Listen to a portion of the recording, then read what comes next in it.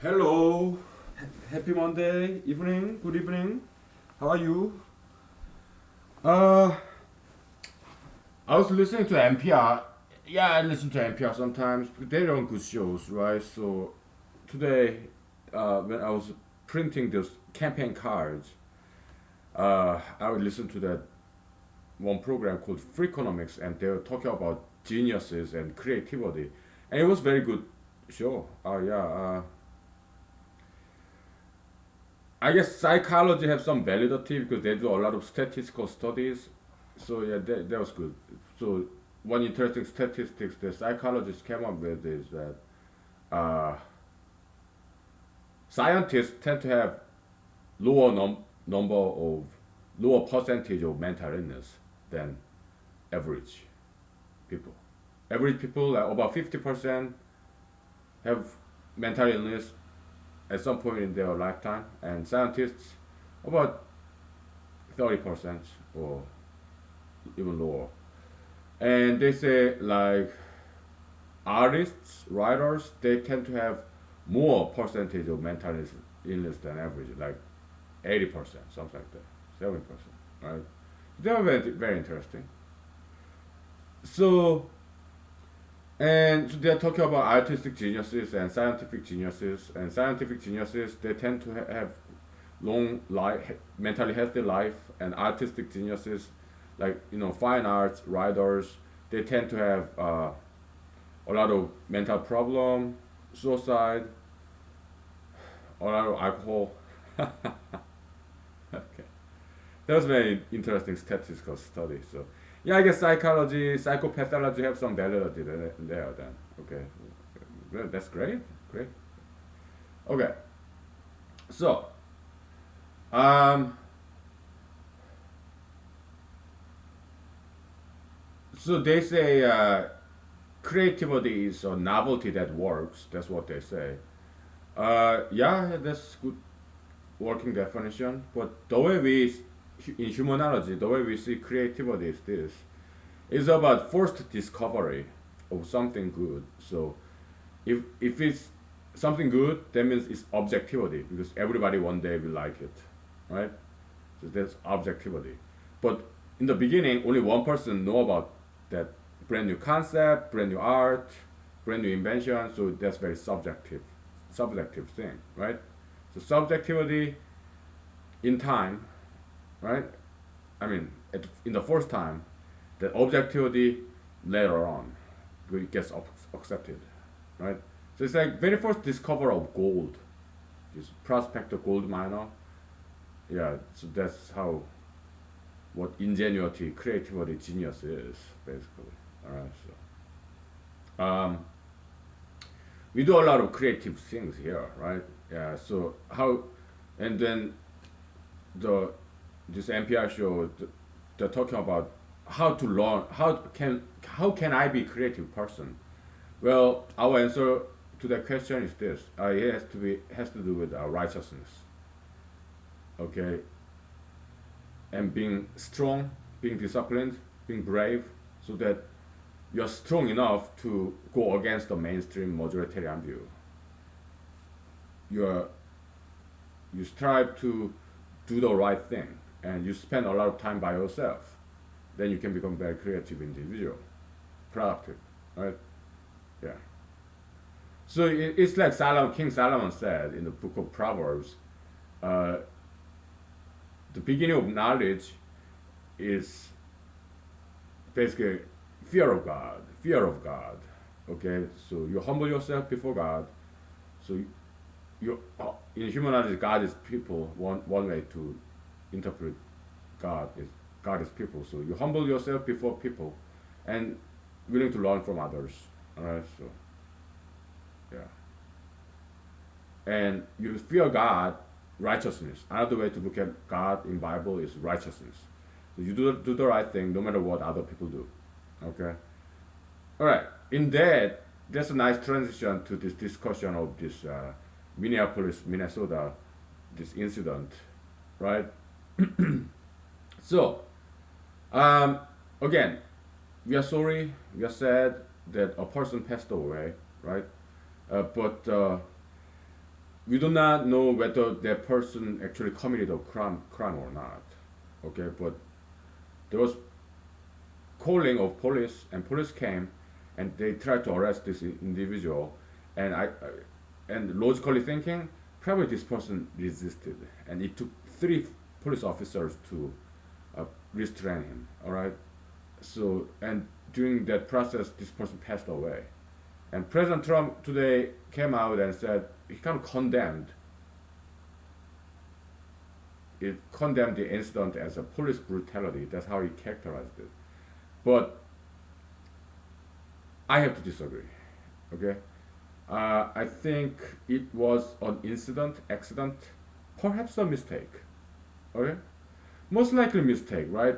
But even then, there's a little bit gray area there. Why? Because these police officers, well, first of all, they did not intend to terminate this person's life, right? That was not their intention. Okay, so it's not murder. Okay, murder is intended killing, human killing, and also this gentleman is very heavy, tall, very muscular person. Okay, and he's good-looking man, but when you see his facial photo, it seems like he knows how to fight. Okay, he's a bouncer. He was a bouncer, and so I guess police officers were kind of intimidated by the way he looks. His muscle, big body. So it took three police officers to restrain him. Okay, so I guess they thought he could take it when they restrained his neck. Okay, so yeah, maybe it was a mistake. Okay, so but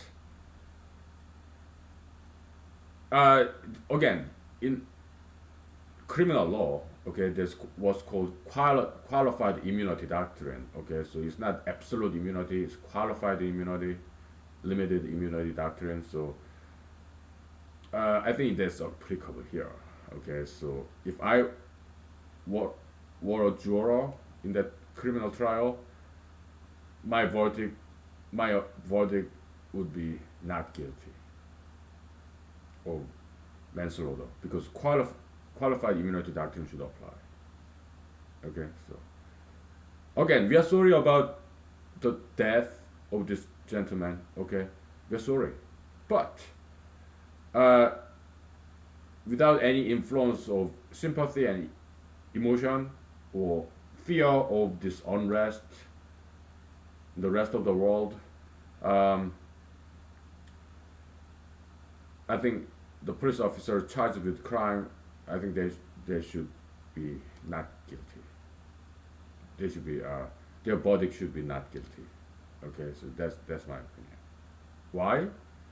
Well, I told you 1,000 times. Okay, so because police officers they're human beings. They make mistakes. Okay, and qualified immunity doctrine protects police from those you know innocent mistakes. Okay, because nowadays people are protesting and sometimes with great violence, and so I guess, but as a juror, as a judge, as a judiciary officer in court, we are supposed to be not influenced by those things. Okay, it should be about facts and law. Okay, so because otherwise it will be mobocracy, ruled by mobs. Okay, so and then democracy disappears. Okay, rule of law disappears.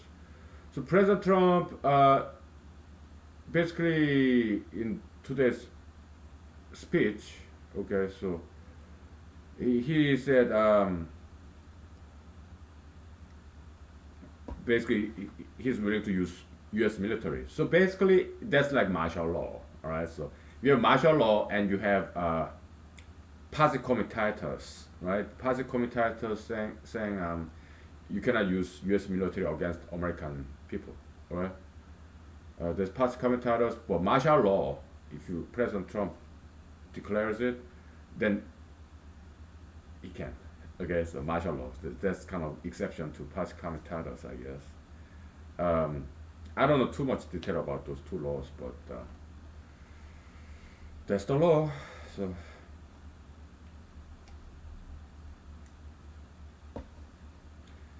so looking at all this news, riot and looting, my guess is that some people are not that angry, but they pretend to be angry and make excuses in order to vandalize and perhaps steal. Why? Because of coronavirus, they've been house doing nothing for a long time. So I read some of the theory about that, okay, in the news articles. So yeah, people have been inside of house all this time, so they want some excitement. So they go out there as a mob and destroy things, paint, graffiti for fun, because they've been very bored for a long time because coronavirus quarantine, or because coronavirus quarantine, they have no money. Many people don't have any jobs, so they break the window of grocery stores, supermarkets, and steal food, right? Because they don't have any money. So I guess that's part of the reason why this Minnesota incident became overblown, right? Yeah. So the solution, yeah, taser. I think if those three police officers use taser instead, or stun gun, whatever, tranquilizer instead, then perhaps for the future reference, okay, maybe it's safer so that people don't die during arrest. Okay, so there's some area that legislators should explore. Okay, using taser or tranquilizer, that kind of stuff. Okay,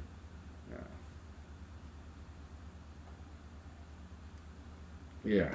So I'll be going to political meetings, so probably I present this idea. Okay, yeah. Anyway, uh, we'll take 5 minutes break and we'll get back to mathematics. Okay. So, okay.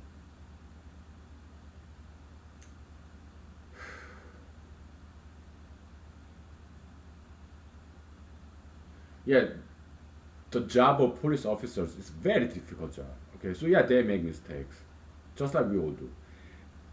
Police officers, they risk their lives and limbs to protect us, to protect our properties. They are dealing with very very difficult people. Okay, potentially criminals, right? So they have to use force. They have to carry guns to protect themselves and to protect us, because they deal with potentially criminals, right? Very dangerous job that they do. Okay, so I think we should appreciate them. Okay, as opposed to picking on them, bully on them, or lynch them, on a media lynch tree, scapegoating them. When President Barack Obama, I think it was about during 2015 or something, he did talk about police officers being scapegoated. Okay. Also, President Barack Obama wrote an essay about all this situation, and it was pretty cool. Okay, so, but he didn't talk about police being scapegoated. Okay, not in this essay, but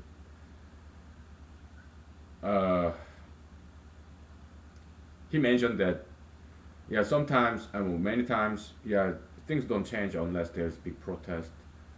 Yeah, that could be true. I don't know. Uh,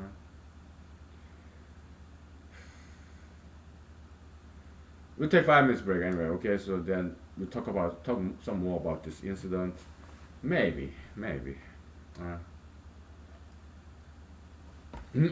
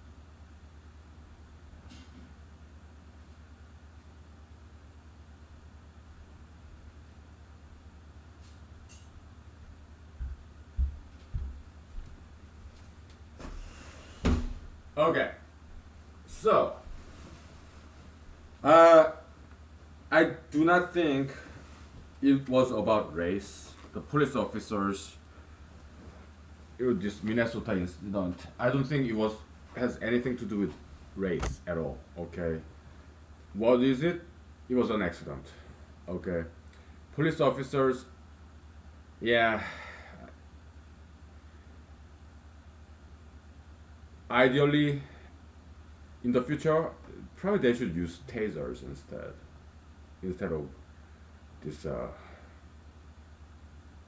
restraint, physical restraint. Okay, because it's more effective, right? And it's safer, right? Yeah. I don't know why they didn't use taser instead to restrain this gentleman. Okay, but again, we're not living in a perfect world. Mistakes happen. Okay, so uh, yeah,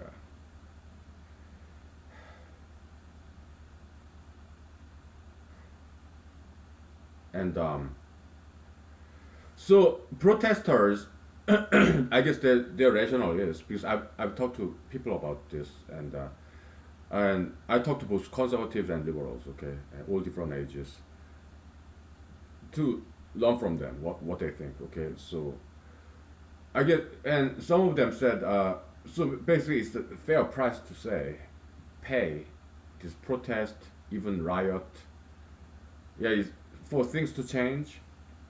That's what it takes. There's no substitute, no alternative. That's the only thing that can bring out big changes.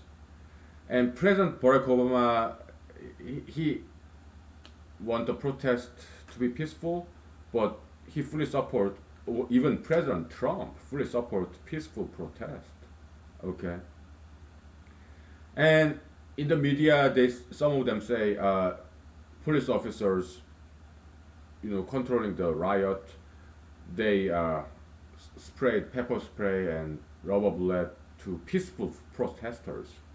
But the thing is, when this protest happens, some of them are violent, some of them are peaceful. You cannot tell who is who. It's all chaos, right? It's not like violent protesters are here, peaceful protests are here, and there's a line between, or fence line between, so that police officer can pepper spray, rubber bullet only on the violent side. That's not how it is. They're all mixed, right? It's a reality of things, right? So we cannot quite blame police officers in that situation when peaceful protesters got hit by rubber bullet or got pepper sprayed. They all mixed together, right? Violent and peaceful ones. We should not hate police officers.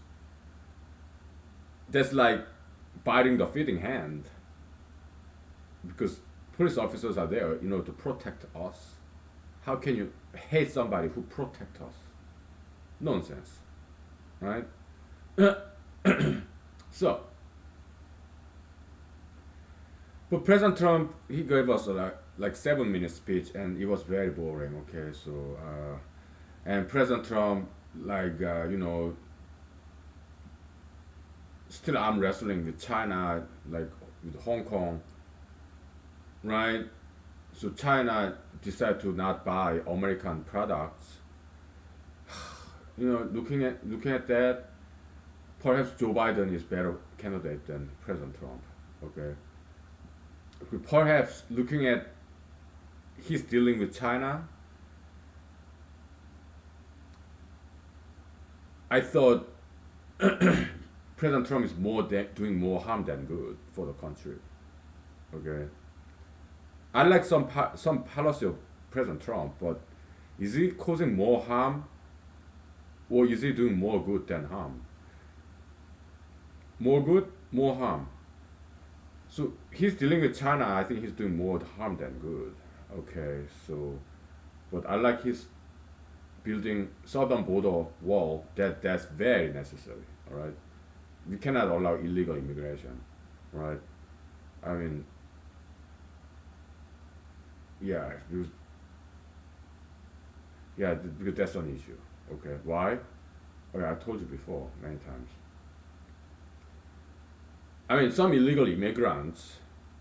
I know some who used to be illegal immigrants. Okay, but some got citizenship somehow. Okay, maybe they hired a lawyer or something, immigration lawyer.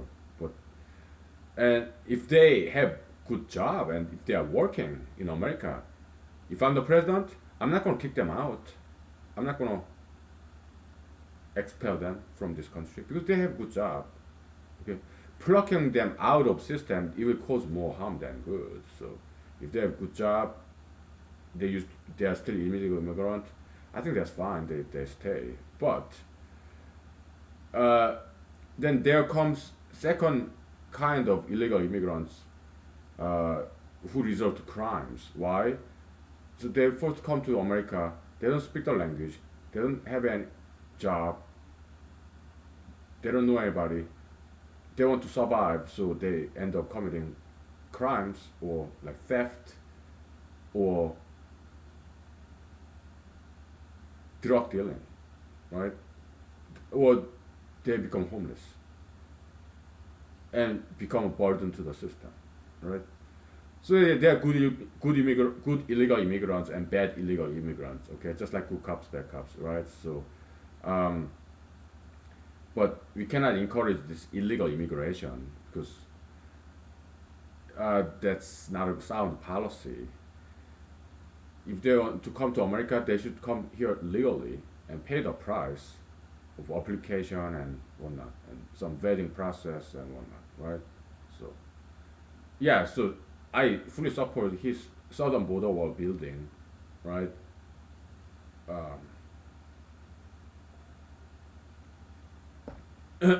What other good things is he doing?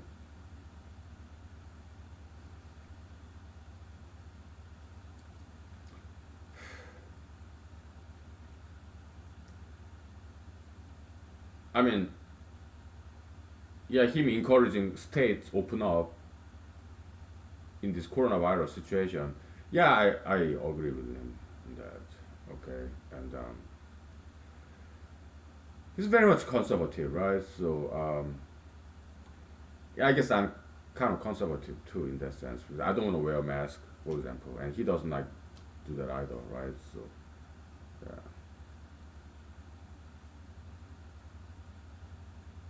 yeah.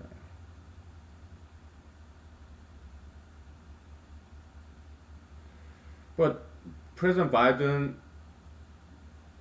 so he wouldn't be arm wrestling with China, so and that's because China is very important economic partner, international trade partner of America. Okay, China purchased a lot of American goods. All right, China is very economically important partner, and President Trump and his people they try to find some substitute. They won't find one. Okay, India, sure, yeah, India could be, but India is not China. India and China they are very different. Okay, um, yeah, Chinese Indians they're very hard studying. They're very good students. Okay, and but India there are a lot of poverty going on. Okay, compared to China, it's different culture. All right, India there's a lot of poverty in rural region, but China doesn't not have that kind of problem. Okay, and China in general people are not that poor. They so but India there are a lot of poverty in India. Okay, but China has first of all they have a lot of money and they have a lot of people who work and Chinese people they study very well. They are very good students. So are Indians, but there's in Indian um, there are a lot of poverty going on. Okay, um, and China it has a lot of good advanced technology and huge population, so it's a great market for America. Okay, so President Trump he arm wrestling with China like this trade war, it's gonna have devastating effect to American economy. Okay, so on that account alone, perhaps Vice President Joe Biden would be a better candidate. And I say so even if I'm Republican. Okay, yeah. Yeah, I'm running for president, but that's most likely not gonna happen. So, but I'm not dropping out. I'll still run. Yes, as a kind of protest, right? But peaceful protest, all legal, nothing illegal there. So, kind of activism, performance, performing art, sure. Um, yeah, I don't quite feel like drinking.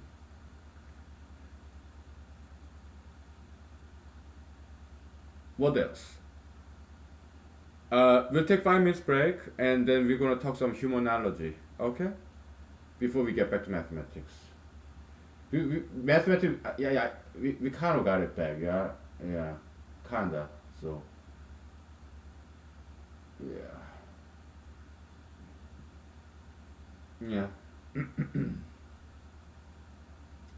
So the equation over there is it makes some connection between additive partition set function and multiplicative partition counting function. Okay, so that was kind of interesting, right? So yeah, we'll get back to it.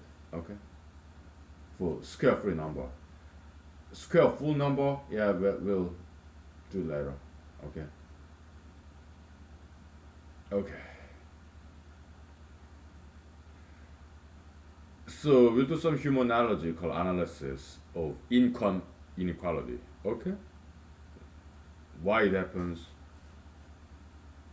All right. What's the solution? We already did, and but we're gonna give it a different twist. Okay, different angle. So,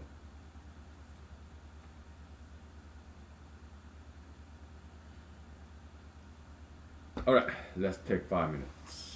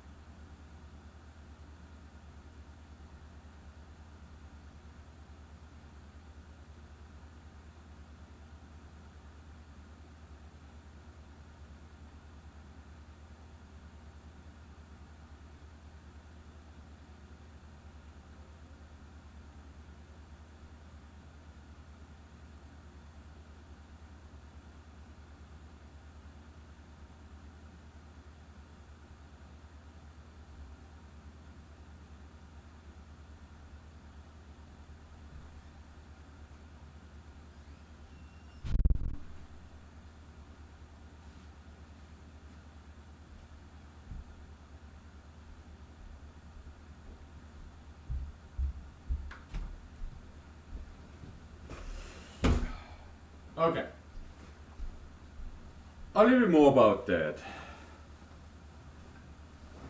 Minnesota incident and the protest. So President Trump said he's pointing finger at Antifa, anti-fascist. He's pointing finger at Antifa, okay? But I don't think Antifa organized all this national, international level scale protest. I don't think it was Antifa at all. Okay, then is there some umbrella, the behind the scene organization promoting all this protest? I don't think so. I don't think it's Antifa at all. President Trump has some wholesome grudge against Antifa because they did do that when he got elected, so he kind of feel he don't like Antifa, right?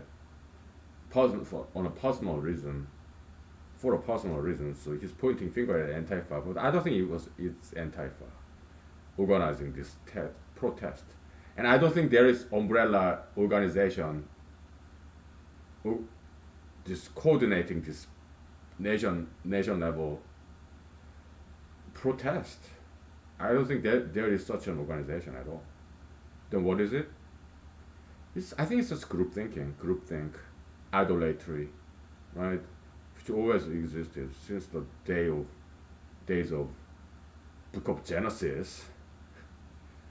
Yeah, French Revolution, blah blah blah, all that stuff. Yeah, I think that's what it is. Just groupthink, idolatry, and mainstream majoritarian, this herding behavior of people, just like herbivore animals like deer, muskox, or like reindeer. You have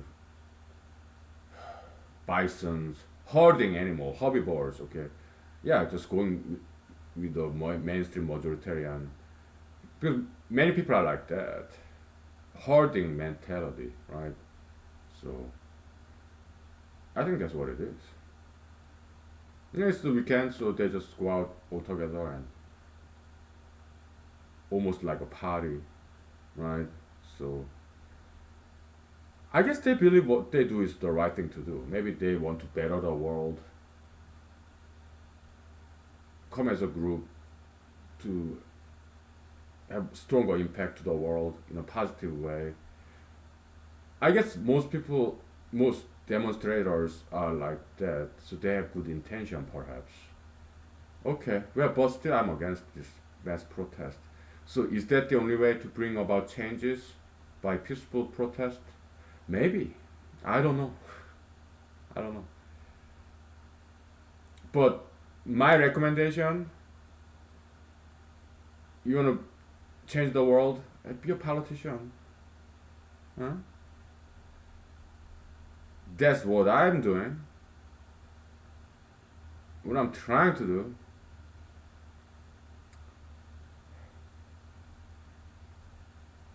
There's this fruit fly there. I have to dispose of that. Okay, so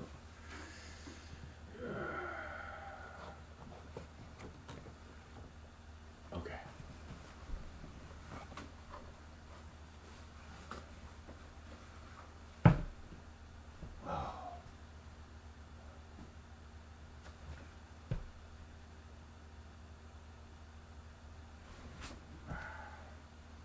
Oh, I got it. Caught it with my hand.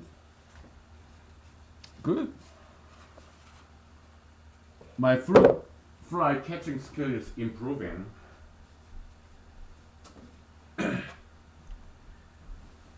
So,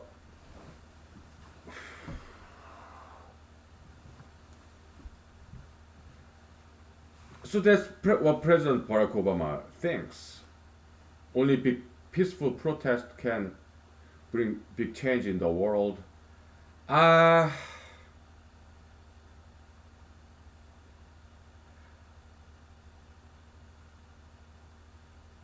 I don't think so. I think it's one way, but not the only way. For example, Abraham Lincoln, President Abraham Lincoln. Okay, it took civil war to get rid of slavery, right? And a lot of legislators. I don't think civil war started with some mass protest. I don't think so, right? It took a war to change the world. Okay, how about World War Two? Big innovation came out of World War Two. For example, computer. Okay, yeah, DARPA, the Defense Department of Army Research Research Agency. So army money, taxpayers' federal money, yeah, went into the development of computer in order to calculate this trajectory of cannonball, whatever, something like that. World War Two. So this, right? So computer development of invention of computer came from World War Two. This big army project, okay, to calculate or make all those calculations or perhaps cracking the code, right? So that's how computer came out. How about internet? Again, sponsored by DARPA, okay, this is part branch of army research funding, right? Yeah, grant, research grant. Okay, so DARPA sponsored because internet, the prototype of internet used to be called DARPANet, DARPANet. Okay, and it has is post World War Two era. So it didn't quite take a war to invent internet that changed the entire game. The way how world go around. It's not based on a war. It's not based on protest.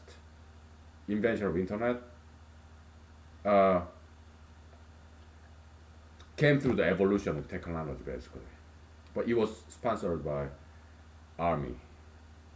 Okay, army money, taxpayers money. Okay, so that's how internet came out.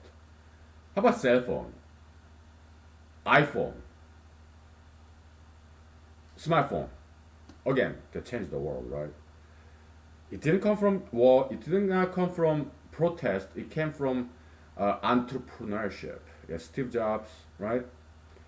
Invention, yeah, entrepreneurship, capitalism, money, right?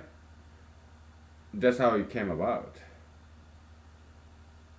So yeah, no, President Barack Obama, yeah, well, I disagree with him. All right, it's a big change, positive change, doesn't have to go through mass protest. Okay, it can come from one person, one man, one woman, right? Through their hard, diligent work. Okay, like Isaac Newton, right?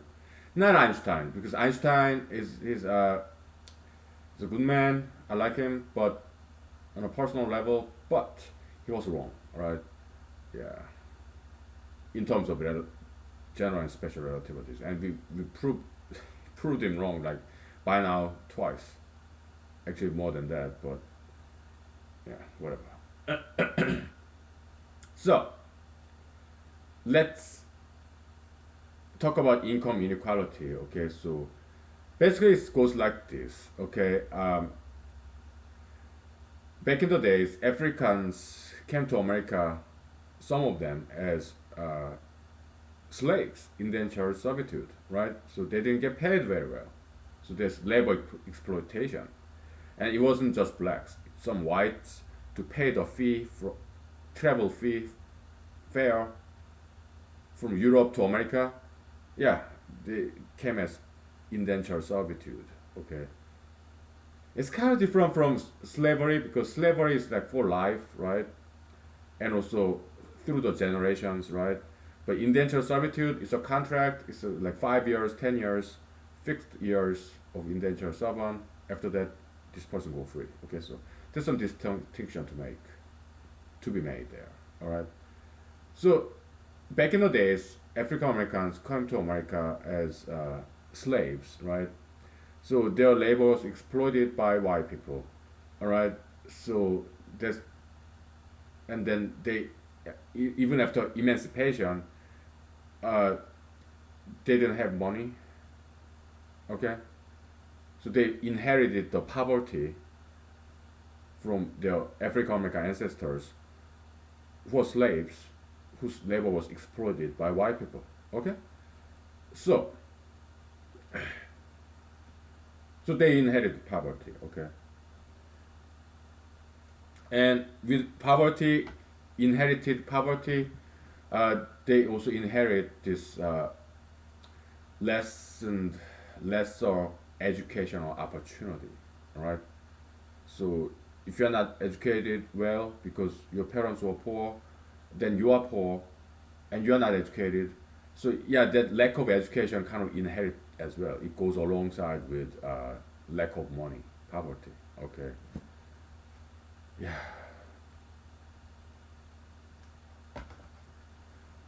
But the good thing is knowledge is free nowadays. Okay. If you can pay the cell phone bill, then you can learn anything from your cell phone, right? So yeah, that should be the solution. Okay. So universal bar exam, that should be the solution. Okay, you take this one exam. We don't care how you studied it, you went to school or not. Okay, you studied, pass this exam, we give you license for it. For mathematics, English, physics, whatever. This universal bar exam system. Okay, so that will be the solution.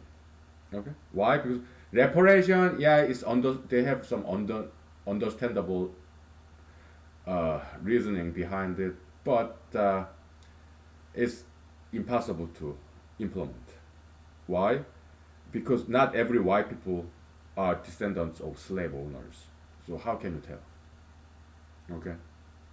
And not every black people have ancestors as slaves. Some African Americans, they came from Africa directly, voluntarily. Okay, so we just cannot tell the difference. So it's impossible or infeasible to implement. Okay. Okay. Now, then should we get rid of inheritance? Again, that's not going to work either. Why? Because people will want inheritance, bequeath. They will want to leave the money to the people that they know, as opposed to general population as estate tax. In America, we do have estate tax, inheritance tax. We do have that, and it's considerable amount. How much percentage? I don't know. My guess, 40%, 30% at least, depending on the inheritance money amount. So we need to have that though. Okay, it's estate tax. I know because I studied estate law. Okay, wills and trust. Okay, yeah, they're inheritance tax. I also took tax classes as well. Okay. All right, we'll take 5 minutes break and then we'll talk about more about this income inequality stuff, inheritance and all that stuff. Okay? All right. Let's take 5 minutes. All right.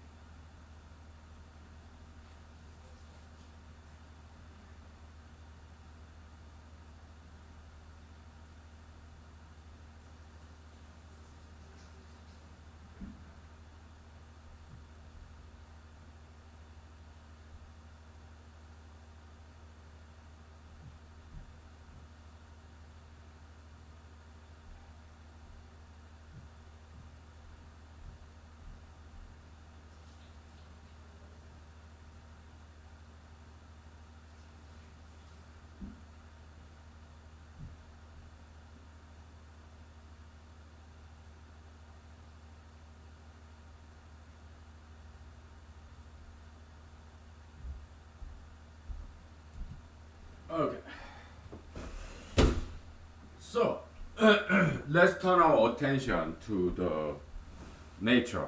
Okay, how nature works.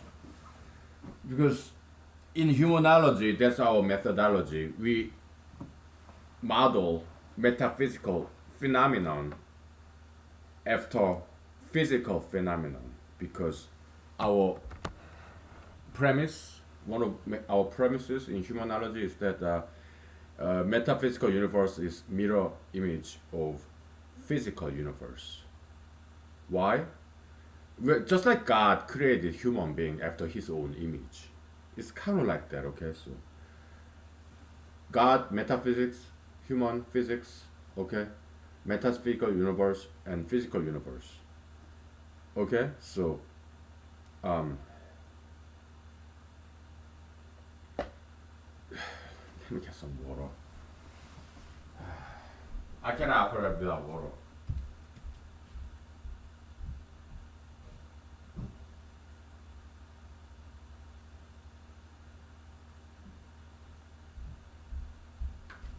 And I cannot operate with fruit flies flying around. It's too distracting. And okay, so in physical world, natural world, like animal world, that's more physical than human world. Human world, animal world, the metaphysics and physics, right?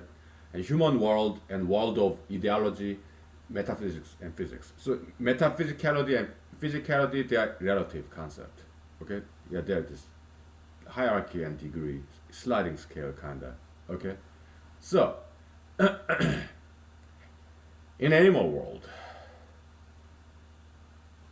in there's this four-letter Chinese maxim. Okay, there are a lot of. It's not like four-letter word in English, like bad word. It's not like that. And in China, Korea, Japan, we learn this Chinese old Chinese four-letter maxims. Okay, and in Korean pronunciation, it's called yak yuk kang shik. Okay, what's that? What does that mean? The weak is meat. The strong eat, feed on, prey upon the weak. Okay, like plants eat animals. I mean, herbivores eat plants because plants are weaker than herbivores, right? And carnivores feed on herbivores, and apex predator feed on other carnivores, right? The food hierarchy, right? Yeah. So this natural direction of copium flow, positive copium goes up, just like hot air, and negative copium go down. Okay? So that's how it works in animal world. In human world, it's likewise, right? Your employer, one employer, and have many employees. Triangle, right? Because it's the most stable structure, geometrically speaking. So animal world, plant world, yeah, it forms that triangle, right? There are a lot of plants, lesser number of herbivores, and even lesser number of uh, carnivores, and even less number of apex predators. Food pyramid, food triangle, okay? Because that's the equilibrium point, all right? It's equilibrium point. So one herbivore animal like deer eat many plants because there are a lot more. Okay. Otherwise, I mean, if there are more herbivores than plants, then many herbivores will go die of starvation. Okay. So now you have less number of herbivores, so less enemies, so there will be more plants. And when there are a lot of plants, then herbivore plant eating vegetarian animals, they will start to increase again. Okay? And the equilibrium point is this triangle. Why? Because one herbivore animal eat many plants. Okay? So that's the dynamics of ecosystem, ecological, ecology. Okay, I learned it when I was in Korea in high school. Okay, so biology class. So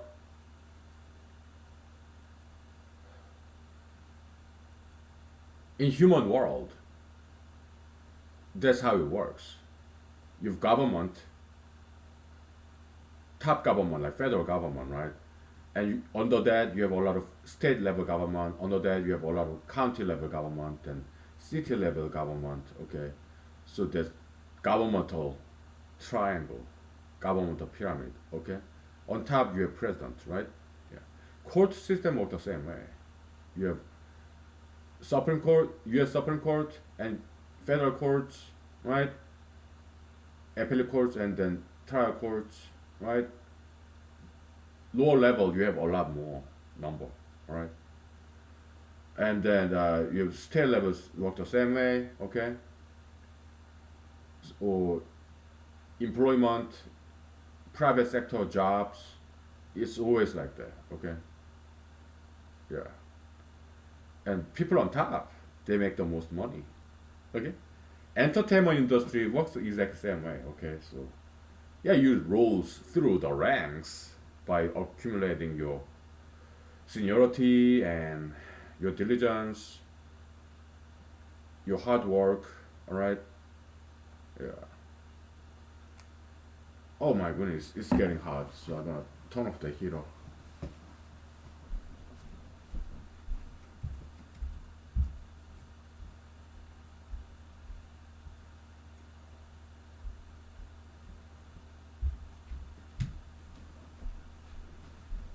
So,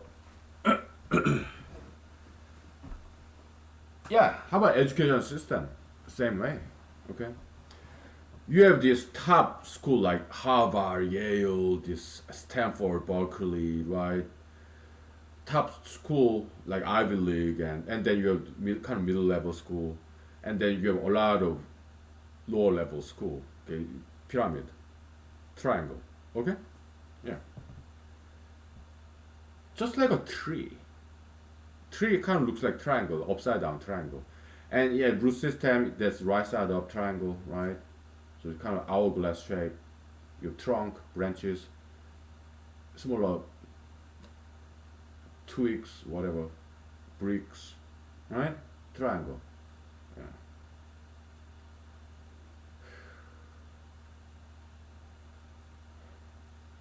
So you get a job, right?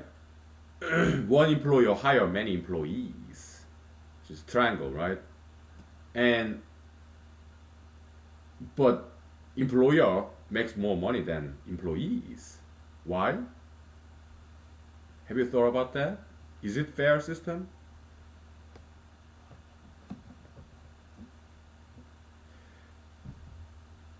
Maybe I'll give you a minute to think about that. Why is that the case? Why do employer makes more money than employee, individual employees? I'll give you a minute, okay?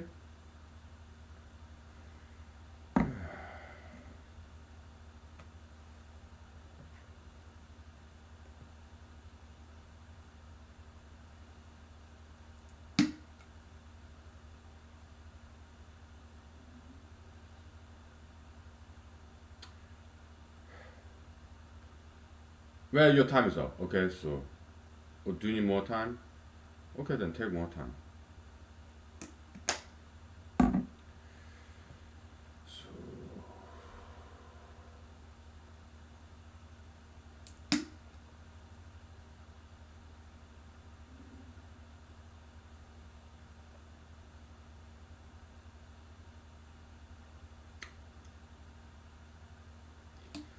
well, your time is up, okay? So, answer is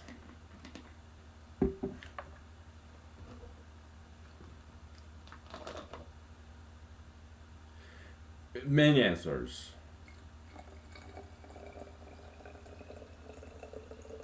Many valid answers there are.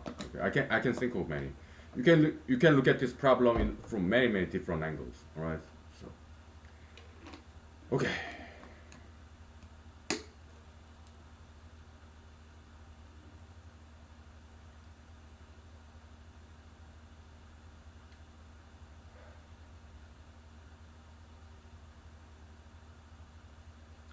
Keep thinking. Come up with many different answers. Okay.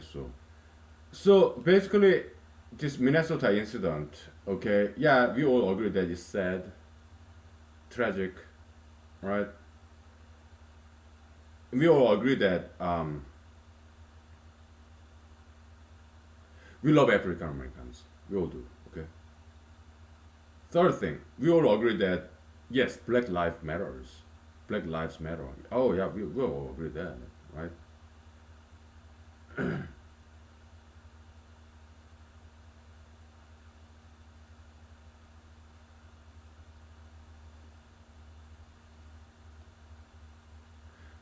There's one more thing we would agree. Fourth, yeah, we all agree that yeah, we should do better as a society. Okay, maybe police officers should have taser gun all the times, all right? And we can do better. Okay, so we agree on many things. Okay, now one thing is this. Okay, we also all agree that we love police officers too, because they are protecting us, right? Without police officers, this world will be chaos, right? We all agree that we need police officers, and we all agree that they are doing very important job. We also agree that uh, we all agree that the line of job, line of duty, what police officers do every day, it's very important job and also very dangerous job. They deal with potentially dangerous people, right? They do dangerous jobs. Okay? Now, because they deal with dangerous situations, okay, uh, perhaps they have this inclination to err on the safer side. Okay, so perhaps sometimes they use the amount of force that's more than necessary to err on the safer side. Okay, and it, we also all agree that police officers they are humans too. So human condition, mistakes.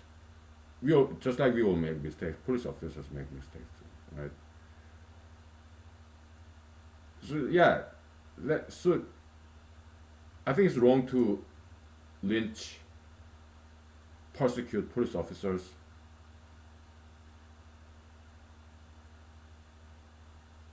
when they make mistakes. I don't think it's right to pick on them, pick on police officers, even bully upon them and hate them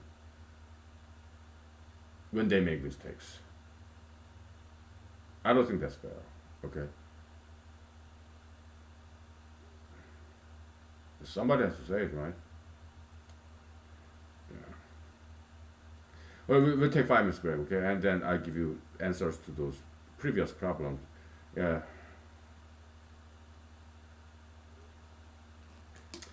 Typically in humanology series, yeah, we talk about we go everywhere, right? Yeah. So we'll take 5 minutes, okay? Okay.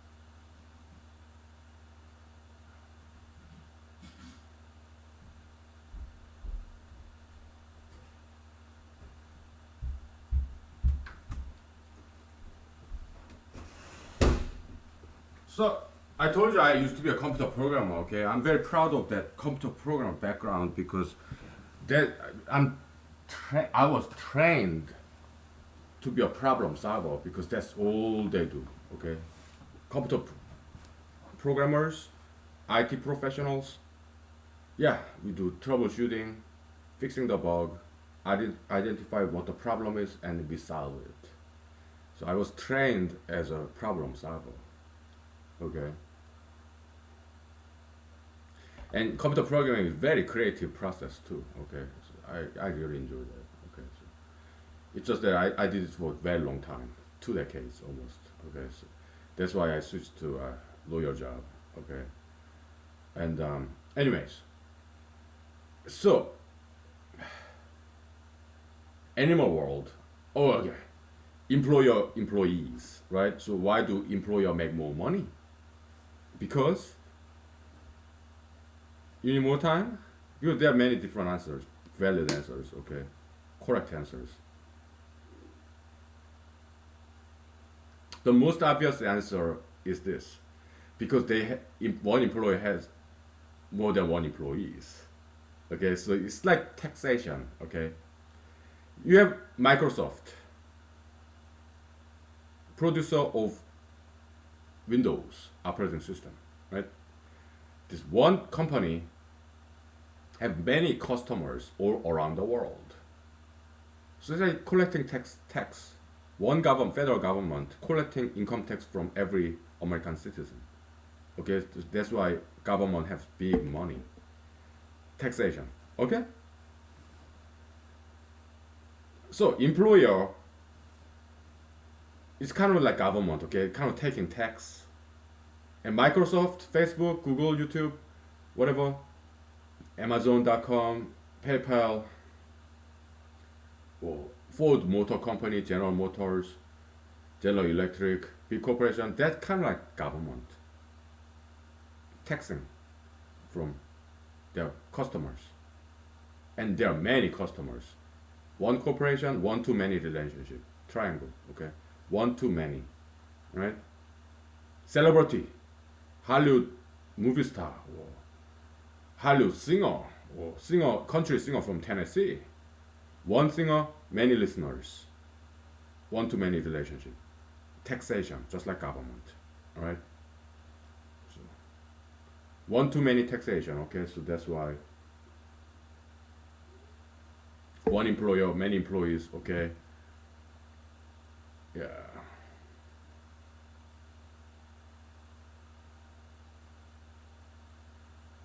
Just like one carnivore eat many herbivores. One herbivore eat many plants. One too many relationships. Okay, so yeah, it's everywhere, right? Like tree, one trunk, many branches. Each branch has many tree leaves. Collecting sunshine, carbon dioxide, water, right? And one big trunk. Okay? Yeah, that one too many relationship, one too many taxation, okay? Yeah, it's everywhere, it's universal. Let's give it a real name. Yeah, one too many taxation paradigm, or it would be quite okay to call it ideology, right? It's just phenomenon, right? But it's this universal phenomenon that's like that's found in nature, animal, plants, trees, government, employment setting, and the entertainment industry. Okay. Yeah. Very generic phenomenon, right? Okay, we found one, huh? We found many, but we found another one. Okay. So, uh, yeah, one employer has many employees, and many employees produce many products, each of them, right? And then the sales revenue, and one the employer takes all the money, and out of employees' labor, uh, he takes perhaps more, huh? More than this employee deserves. Yeah, labor exploitation, perhaps. Huh? But is it a fair system? Well, that's the debatable issue, right? And I mean, even today, you have socialists, communists, like socialists like Mr. Senator Bernie Sanders of Vermont, right?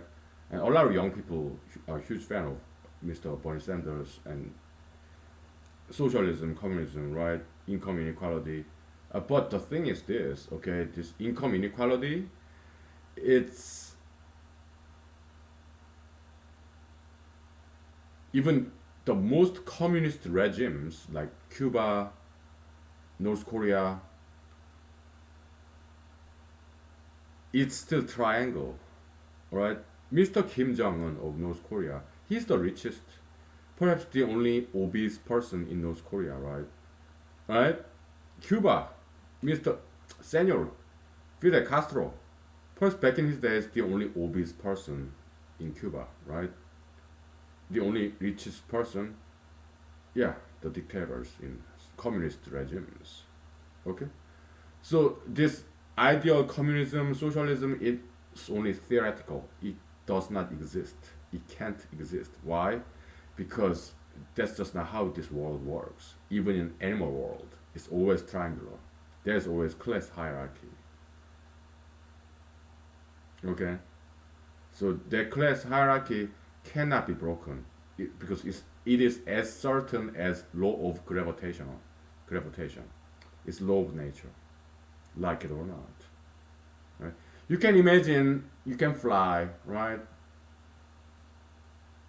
But if you jump, what goes up must come down. You hit the ground, right? Law of gravitation, you cannot defy it because that's just natural law, all right? So income inequality, also known as class hierarchy, top dog make more money than middle make more money than bottom, all right? It's just the way it works. Communism, socialism, it's only theoretical, all right?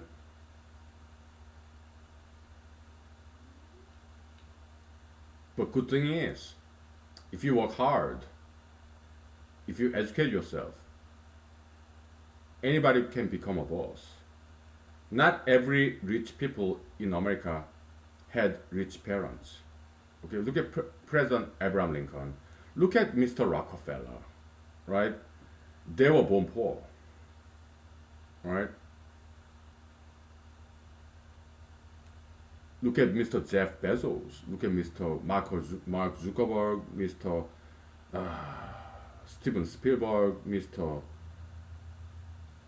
Athletes, Mr. Tiger Woods, Mr. or Ms. Oprah Winfrey, Mr. Bill Gates. Oh, I don't think every one of them had rich parents. I don't think so, right?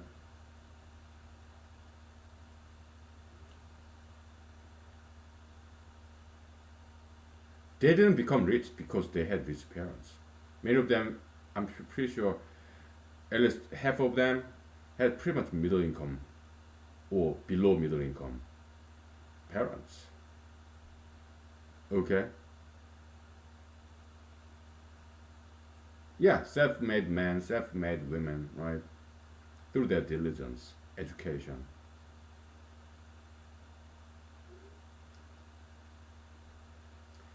It's in the spirit, discipline, diligence. At least half of the times, this one person can become very rich by working very hard, if not most of the times.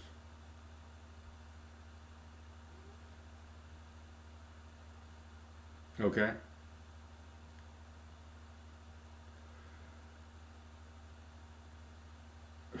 Should we take? Yeah, let's take 5 minutes break. Okay. So, all right.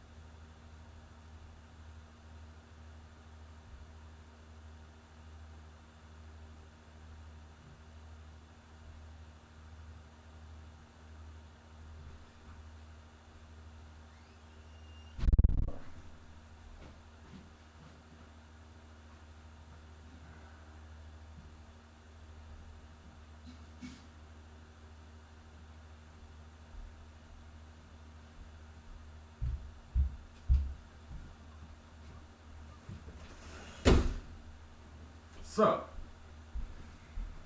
let's talk about freedom. Okay. It's related topic. We are not going tangent.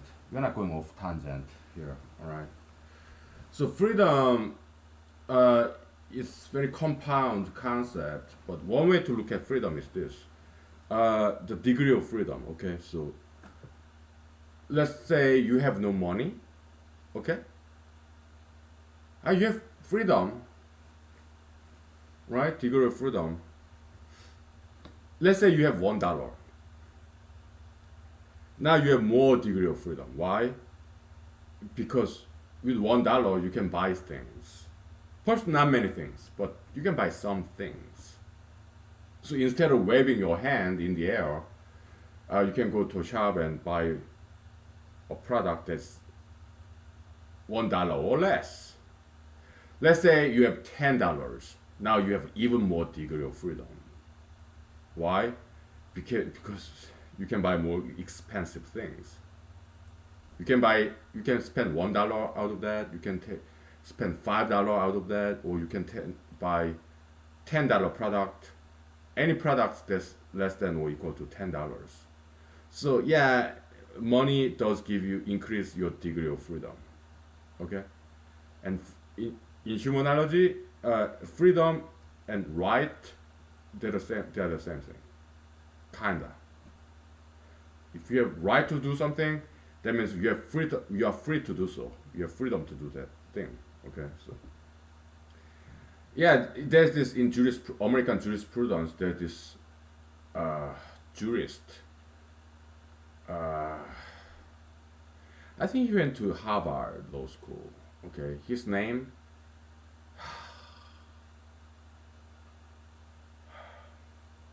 It's a very, very distinctive last name. Right and duality. Okay, I always forget his name. Okay,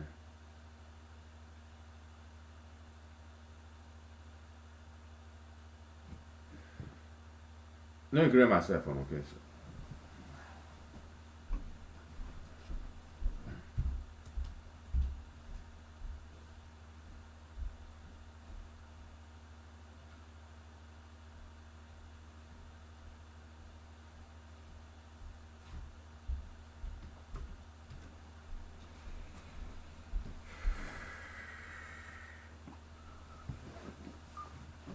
I kind of get annoyed if I forget things, so I have to stop everything and grab my cell phone and look it up.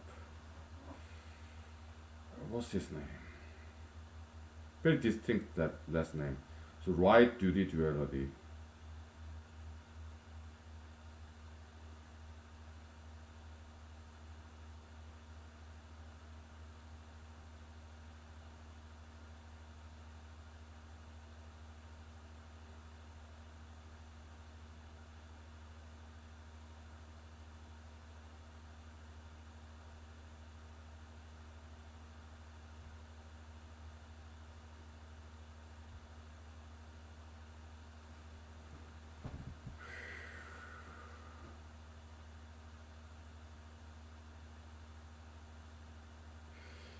Yeah, some law professors taught me about this jurist and his theory.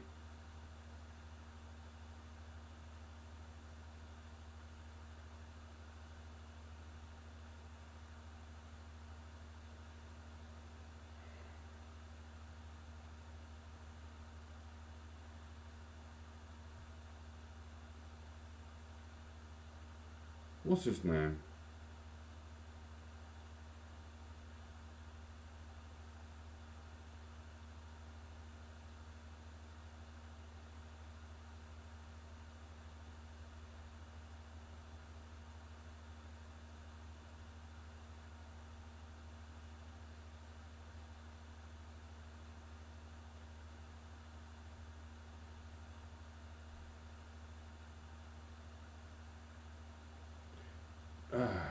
Not finding it. This guy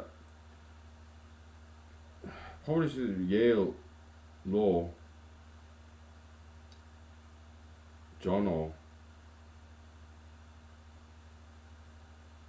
Yale Law Review.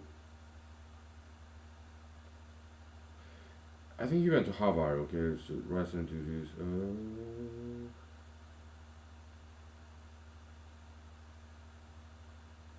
Hofeldian duality. Yeah. Newcomb Hofield. He died young. Okay, but yeah. Wesley Newcomb Hofield. He published this couple of articles in Yale Law Journal, whatever.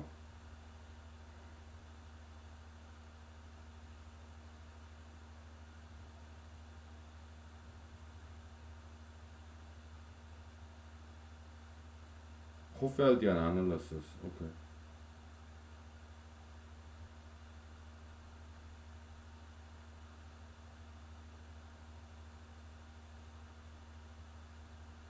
So yeah, he taught at the Stanford Law School. Okay. Then Yale Law School. All right. Yeah, Blue Ribbon. He went to Harvard, Berkeley, Harvard. Got a job in Stanford and Yale.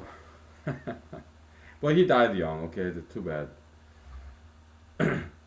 So basically, the right duty duality is this. Okay, one way to look at it, according to this theory, a person's right is somebody else's duty, and a person's duty is somebody else's right.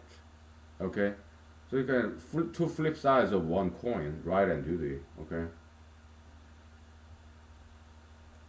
yeah.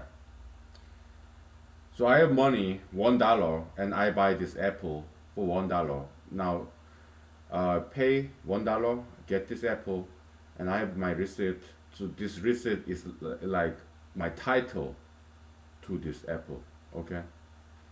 So I have my right for the exclusive right to this apple, and it becomes everybody else's duty to respect my right to this apple. Okay. Other people have duty to not take my apple because it's mine. I bought it, right? So I have this right to this apple, meaning I have freedom, degree of freedom about this apple. I can make apple juice with this apple, apple pie, or I can just eat it or I can put in the garbage can, or I can freeze it, or I can just let it sit there. Other people have duty to not mess with my apple because it's mine, right? So I have my right to this apple, meaning I have freedom to do whatever with this apple, as long as I don't throw this apple at somebody else's window or. So it's limited, right? But yeah, I can trash it, I can eat it, freeze it, whatever, right? But other people, if they want my apple, they have duty to ask me nicely with please.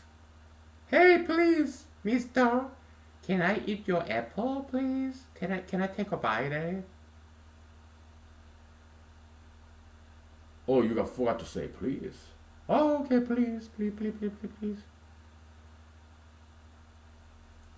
Okay, I give it to you. No problem. It's just $1. Okay. Yeah. So, why are we talking about rights and duties? Whatever. Okay. So, in this one to many taxation schema, okay, it just that's how it is. How it is in the nature and in human world too. Okay. So, in a society, if somebody is very strong, that person has power, like Mr. Kim Jong Un or Mr. Fidel Castro, right? Then there are a lot of people under them, or capitalist democratic society. If somebody is powerful, there are a lot of people working for them, under them, right? It's class hierarchy, triangle, all right? That's just how it is, right? Why? Because unequal distribution of discipline, metaphysical asset. Some people work harder than others. Some people study harder than others. Okay, when Mr. Bill Gates came up with his Microsoft operating system, when MS DOS, Microsoft DOS. What does this stand for? I don't know. OS, operating system, I guess. Maybe desktop operating system or disk, diskette operating system or digital operating system. I have no idea what this stands for. Okay. Let me look it up.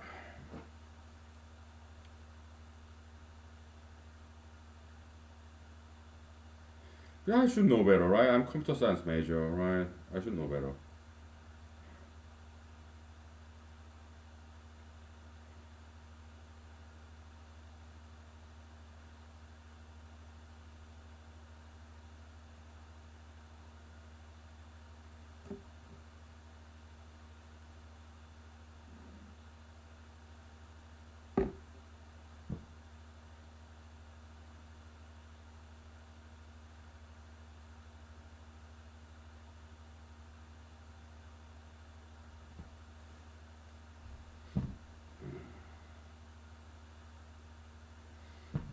Back in the day in South Korea, yeah, I did take some classes to learn what MS-DOS is, how to use it. Yeah, disk operating system. Okay.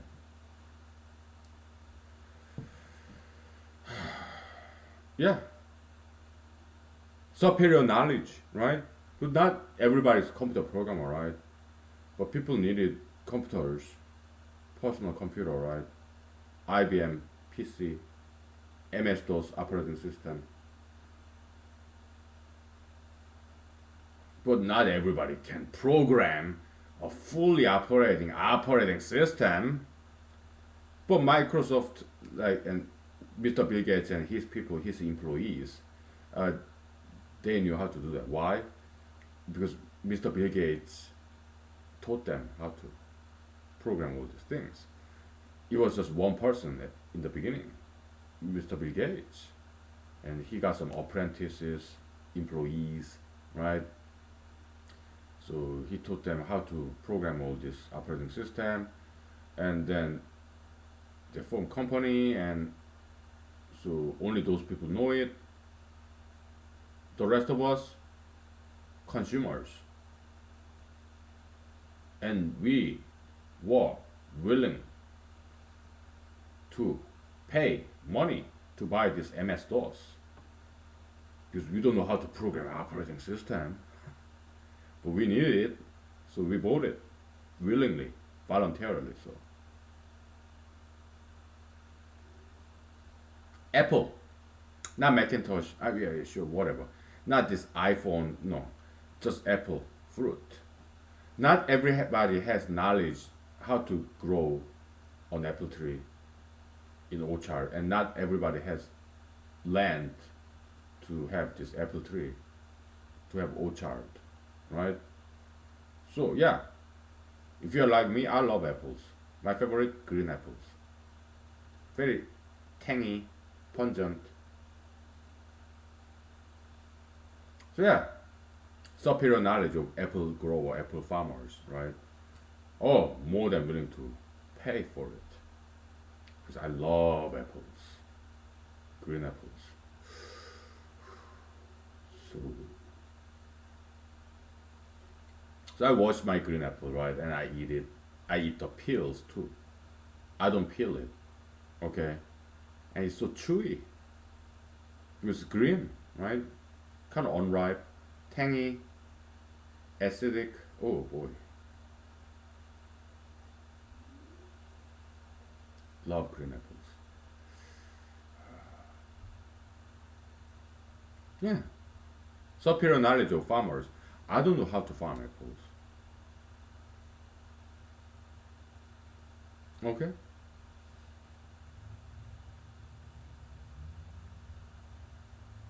so Mr. Bill Gates has superior knowledge.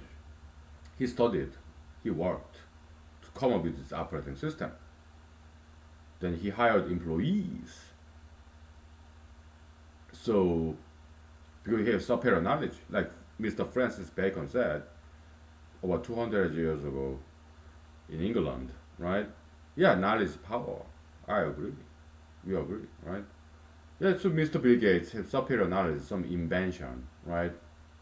So he hire employees and he teach them, right? And he pays them salary, right?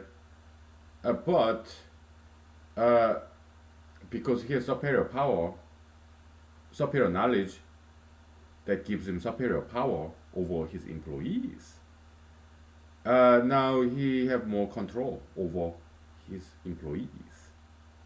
He has control of money, revenue, sales revenue. Okay, so yeah, but you have to understand this.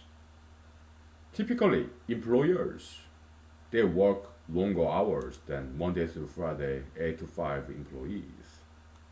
Typically, employers they work longer hours because everybody asks them. It's like focal point, right? Fulcrum, apex entity, employer, or the president, governor, senator, congressman, and congresswoman, congressperson. They're on top of the heap, so everybody asks them questions, report to them. So they're super duper busy. Employers, oh, workaholics. Okay, typically they work twice as much, at least 80 hours a week. When his or her employees punch in, punch out 8 to 5, Monday to Friday, right? But typically employers, they work at night, weekday nights, and they work over some weekends too.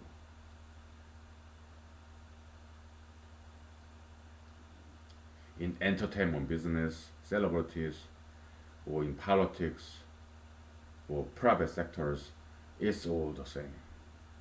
Okay, typically the top of the rank, top rank people, they're workaholics. They work overtime, right?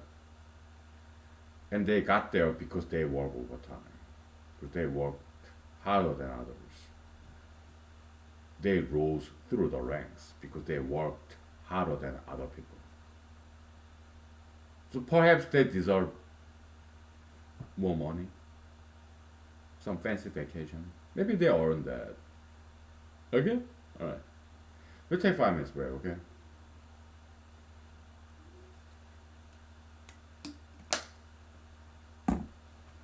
Alright? Okay. We'll take 5 minutes.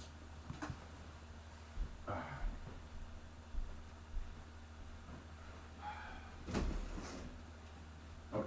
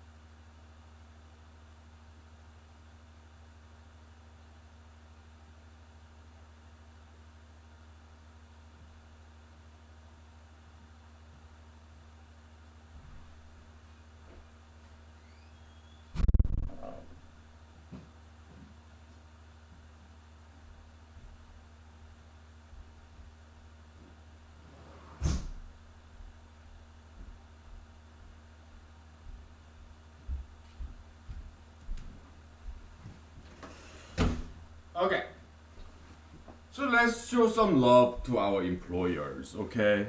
And I had many, all right? Yeah, I'm 41 years old, so yeah, I had many different employers back in the past, okay? So let's show them some love, okay? Try to understand them, all right? So, uh, employers they have some seniority, okay? They've been in the business for a long while, so they have superior knowledge. So if you get a new job, you kind of get go through this initiation, hazing, right? They pick on you, right? Oh, the new guy, right? They sometimes give you a hard time for no reason, right? Eh? I don't know what your age level is, but if you are old enough, probably you have those kind of experience. Initiation, ceremony, like hazing, they pick on you, right? They give you a hard time for no reason by saying something like, "Hey, hey, I gave you this one little small task, and you couldn't even do it. Huh? Come on. I gave you this one little task, and you couldn't even do it, huh? Come on." You had those experiences? I have. Yeah, because you're so excited, you're so happy to get this job, this brand new people, brand new environment, desk, right? Sometimes you have nice window office and windowed office. You can look outside and it's so brand new parking lot, new cafeteria, new bathroom, new office, new chair, new desk. Everything is new, so you're happy. Okay, so yeah, copium taxation, right? Yes, initiation, hazing. That's what that is about. Okay, because people with seniority, they've been there for a long time. So yeah, to them it's like same old, right? And it's kind of bored and jaded, hackneyed, right? And then there's this new guy being so happy, right? Because everything is new and he doesn't know anything about this job. He doesn't know any people. Everything is new, brand new people. So he's so happy, excited. Let's take some of his happiness away from him and bring it to us because we are bored people. Seniority, right? We've been here for a long time. We know everything about this organization, what we do. He does not know anything. He cannot do his job properly. He got to learn, and we are paying them the handsome salary. It's like scholarship education. He's too happy. Okay, so and we are kind of jealous of his happiness. So let's take some of his happiness away from him and take it to ourselves by hazing him, initiation ceremony. Let's give him some hard time. Yeah, let's conspiratory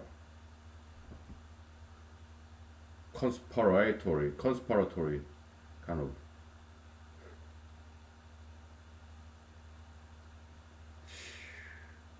new guy, right? There's this TV show back in the days, I guess, Office. I didn't like that show, okay? Because they don't know what they're talking about. These Hollywood people, they've never been to Office. They don't know what they're talking about. They don't have this substance because they don't have any experience in an office, right? I have, okay? But television, TV show 24, yeah, they know office dynamics, office politics. TV show 24, yeah, I can tell. These producers, directors of this, writers of this TV show Office, maybe they used to be ex-computer programmers or ex-lawyers. Yeah, I can tell they experience some office environment. I can tell. Office dynamics, office politics, TV show 24. Yeah, I can tell, right? Because they know what happens in office environment, but the TV comedy show Office, they don't know anything about office politics, office dynamic. Okay, they've never been there. Right? I can tell you, it's very vapid and empty. Okay, the comedy show office. Yeah, I didn't care for it.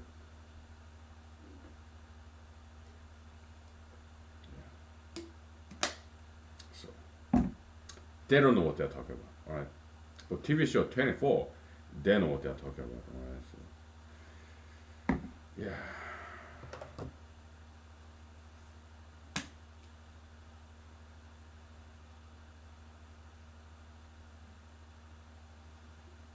So I make faces, right? Yeah, I'm an actor. I want you to be on. I want you to learn how to act, perform. Okay. Yeah. Do not let this pain, negative copium reside in your face. Rather, neutralize with positive copium of this acting. Okay.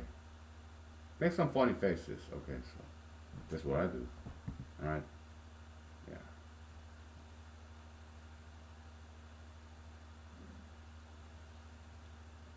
Yeah. Neutralize it with positive copium, just like Jesus said. Yeah. Never stop. I was it Saint Paul? Never stop crying.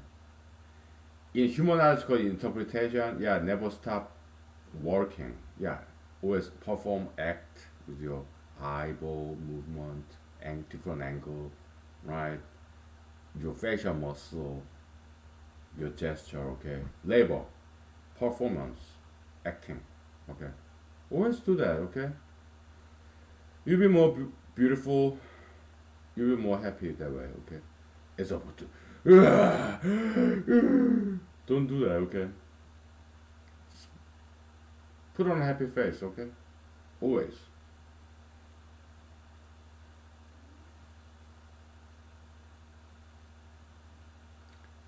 All right, so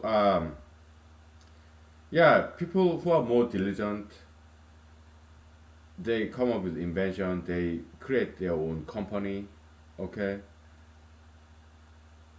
and because of their superior knowledge, thanks to their extra diligence, they create a invention company, and they have superior knowledge, and they hire people, teach them their apprentices, employees what they know, right? And when these products of this company start to sell, the boss lady, boss man have control over that money. Okay? And they make more money than employees. Well, first of all, this employer has more than one employees. Even if this employer have only one employee, he still have control. Why? With his superior knowledge, superior power, he hired this employee. You have one employer, and he's hiring only one employee, but there are more than one employee job applicants. So he has this employer, he or she has more leverage, more negotiating power because 10 different job applicants are competing to get this one job. Because to be an employer, oh, that takes extra effort, risk taking, or good credit so that this employer can borrow some money to create this new company, and he or she is extra more diligent, came up with this idea, superior knowledge, extra studying, right? So he or she created this one company, and then post a website like monster.com, indeed.com, whatever, right? Yeah, just we are hiring one person, assistant, secretary, apprentice, okay, clerk. Because yeah, I created this company. I was a solo practitioner, but I start getting all these clients, right? So yeah, I need some help. So and I there's a lot of my clients. So money is there, money is coming in, but I'm just too busy. I cannot handle it all by myself. I have to hire some employees, right? But I just need one.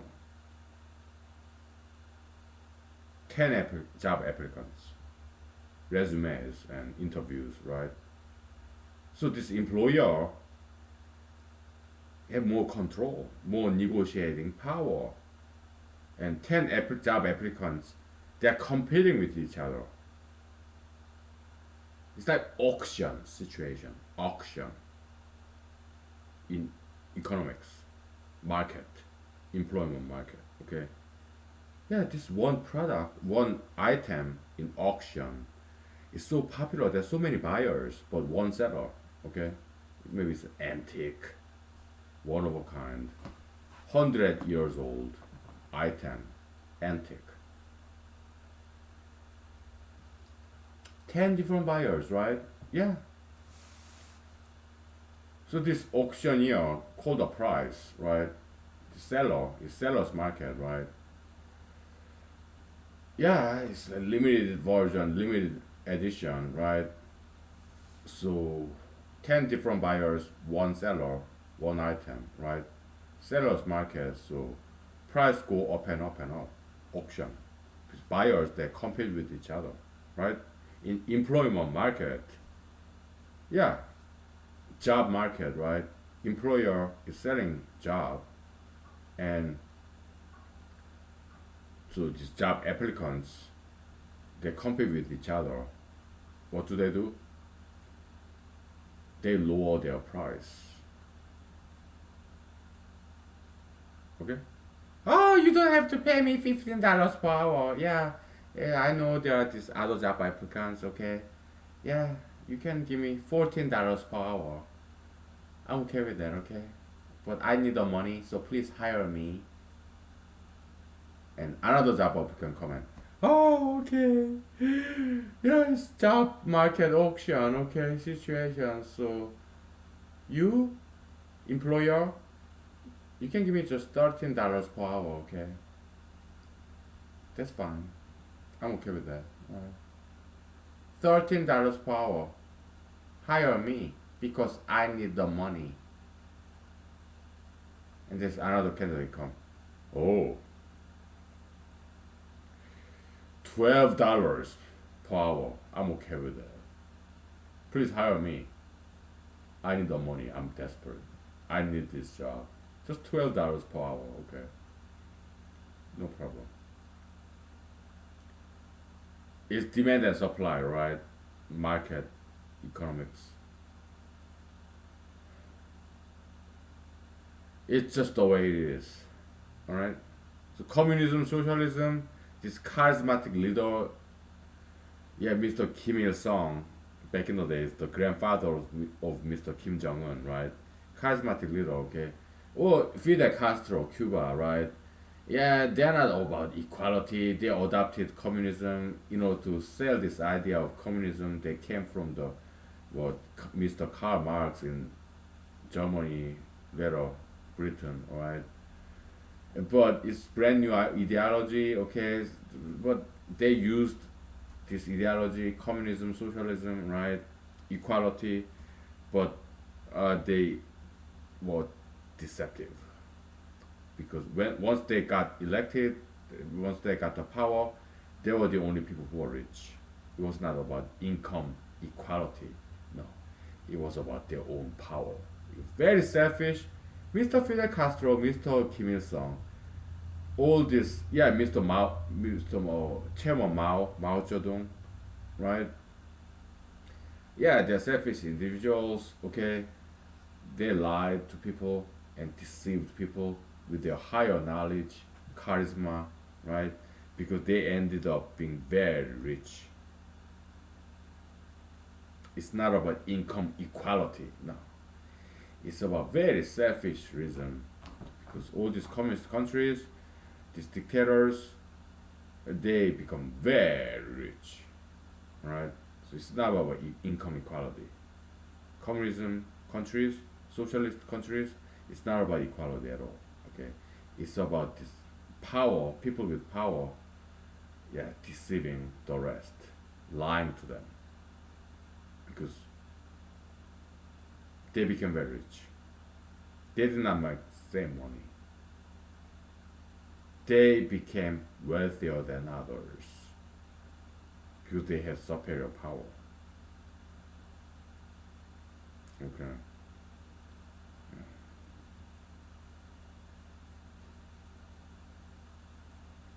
Young people, they're so gullible, right? So they delve into socialism, communism, right? But there's young people, what do they know, right? They're so naive and gullible. Doesn't quite know. Young people, they don't quite know how this world works. Okay, they have limited time because they're young. So they don't have knowledge. They didn't have time to experience and learn how this real world works. Okay? They just have burning heart. They're liberal. Young people, they're liberal because they're young.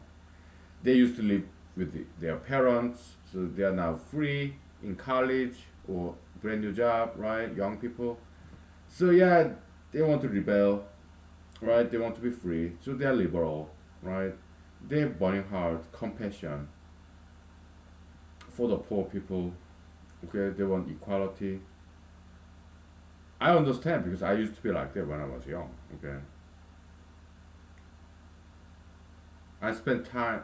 I spent time when I was young with homeless people. Okay, yeah, I did.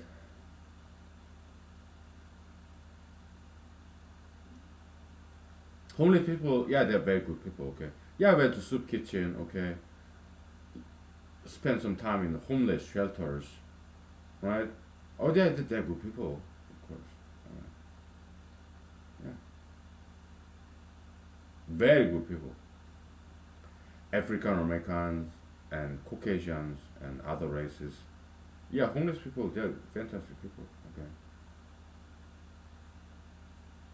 and they gave me some charity. Okay, we'll take 5 minutes break, and I'll tell you some more stories about this, my time with homeless people. Okay, so when I was in early 20s in Madison, Wisconsin, in Los Angeles, in New York, because I traveled. Okay, because I wanted to learn the language of street life, right? So I did spend some time with homeless people. Okay, give me 5 minutes, okay? Then I'll tell you all about it. Okay, so, but let's stop and restart. Okay, I don't want to lose this footage. So.